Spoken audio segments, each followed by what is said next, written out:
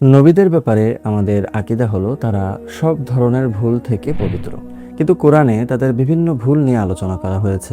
যেমন হযরত আদম আলাইহিসসালামের নিষিদ্ধ গাছের ফল খাওয়া, হযরত মুসা আলাইহিসসালামের একজন কিপ্তিকে হত্যা করে ফেলা, হযরত ইউনুস আলাইহিসসালামের নিজ জাতিকে ছেড়ে চলে যাওয়া। এই ঘটনা থেকে স্বভাবতই আমাদের মনে একটা প্রশ্ন জাগে যে তাহলে তারা পাপের ঊর্ধ্বে হলো কিভাবে।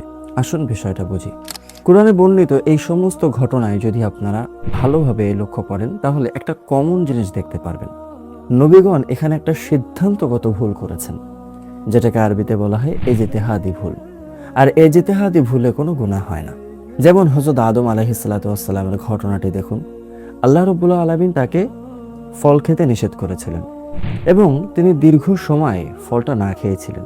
কিন্তু একদিন শয়তান তার কাছে আসলো, এসে তাকে বলল যে আল্লাহ রাব্বুল আলামিন তোমাদেরকে যে ফল খেতে নিষেধ করেছিলেন এটা ছিল সাময়িক, প্রথম দিকে। তার কারণ তখন তোমরা জান্নাতে নতুন, জান্নাতের পরিবেশের সাথে তোমরা এখনো ম্যাচ হতে পারোনি। কিন্তু যেহেতু দীর্ঘদিন তোমরা জান্নাতে থেকেছো এবং জান্নাতের পরিবেশের সাথে তোমরা অলরেডি অ্যাডজাস্ট হয়ে গিয়েছো, এখন যদি তোমরা এই ফল খাও কোনো সমস্যা নেই। হযরত আদম আলাইহিসসালাম যখন চিন্তা করলেন যে হ্যাঁ বিষয়টা হয়তো এমনই, তখন তিনি ফলটি খেলেন।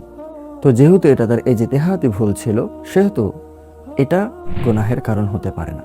কিন্তু এরপরও একটা প্রশ্ন আমাদের মনে আসতে পারে যে তাহলে তাদের শাস্তি কেন হলো, তাদের তওবার বিষয়টাই কেন আসলো? এর কারণ হলো সমস্ত নবীগণ তারা যত মানুষ আছে তাদের সকলের চেয়ে সম্মানের দিক থেকে ঊর্ধ্বে। তো তাদের জন্য এমন একটি সিদ্ধান্ত তাদের সম্মানকে ক্ষুণ্ণ করত। তাই আল্লাহ রাব্বুল আলামিন সাথে সাথে তাদেরকে সতর্ক করেছেন, তাদেরকে শিক্ষা দিয়েছেন এবং তাদের তওবাটা কবুল করেছেন।